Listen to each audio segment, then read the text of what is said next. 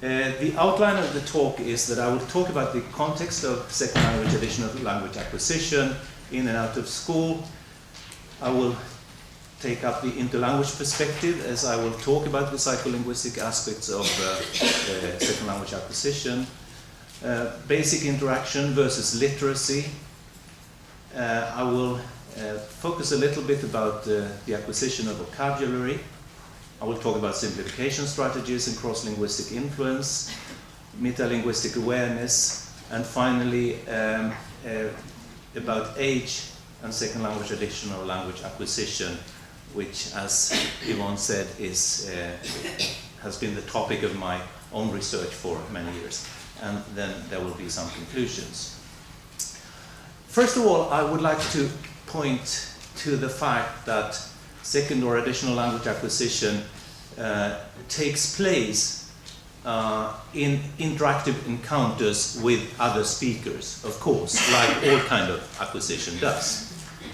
And in that respect, we could talk about the social condition, and there are so many different factors involved in the social condition, but some of them I've mentioned here. For example, language proficiency and identity of interlocutors who the learner speaks to or interacts with.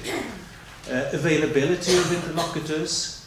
Are there speakers of the language you are acquiring around so that you could practice your knowledge of the language? Frequency of encounters. How often are you able to talk to speakers of the second additional language? And so on. And then there is the individual condition, and that is what I'm going to talk about in the rest of the talk. But I would also like to add that second language acquisition takes place also in interactive encounters with written texts. So it's the oral interaction and the interaction with texts. And there you could talk about the same features, type and identity of texts, availability of texts, frequency of encounters with texts, and so on. So these are the wider frameworks or the wider context of language acquisition. I would like to contrast first language and second language a little bit throughout my talk. So if we think about first language acquisition, what is typically the case is that the learner has massive exposure from birth. And when I talk about massive exposure, I mean that the language that the small child is learning is around the child all the time. It's a language that that child hears from parents, peers, siblings, and as time goes by, from the wider society, all the time. With additional language acquisition, it's typically more reduced exposure from later than birth. So there are two perspectives. There's both reduced exposure and the start is later than birth. And while the first language acquisition then typically leads to stable and robust representation and processing of the language, there are evidence of the fact that second language acquisition often leads to less stable and robust representation and processing. And we can come back to that in questions if you want me to develop that more.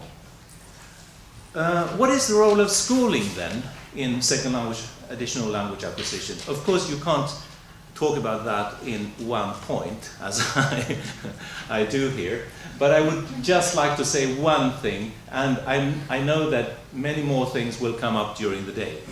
But the role of schooling is to facilitate the unfolding of communicative competence in the language that the child is acquiring. And there are, of course, very many different aspects of that. Among other things, to compensate for more reduced exposure in the society outside of school.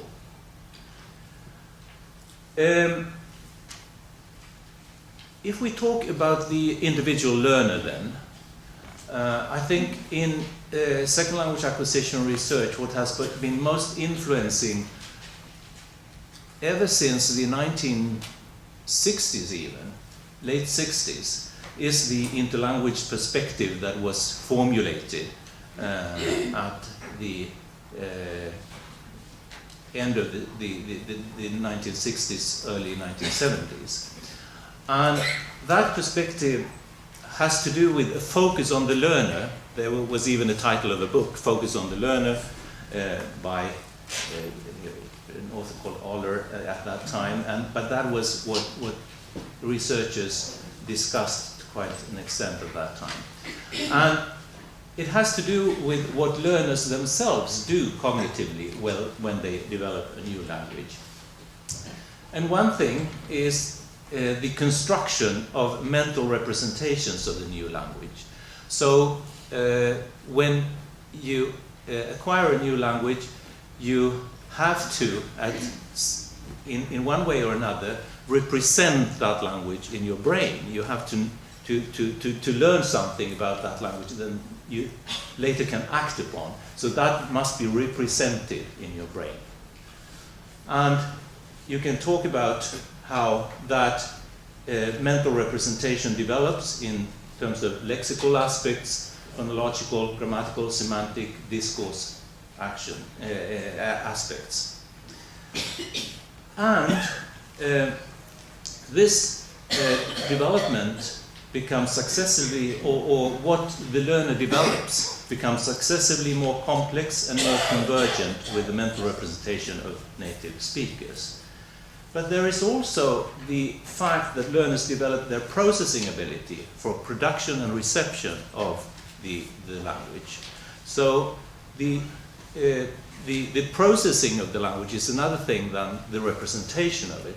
When you have the representation, you will have to be able to use it in production and perception. You have to talk and write and understand, listen to it and understand it.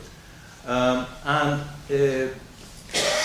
sure you've all noted, and you've noted in many other, in your pupils maybe, that the time perspective, that the rate of producing a second language is often lower than the rate of producing a first language, at least for a long time when the language is acquired. What you don't think so much about generally is the reception aspect of that it takes time to understand as well. And that is why learners often say that the language I'm acquiring is spoken so rapidly. Have you heard that any time? Have you felt it? That speakers of that language that you don't know so well, they're speaking so quickly, so rapidly.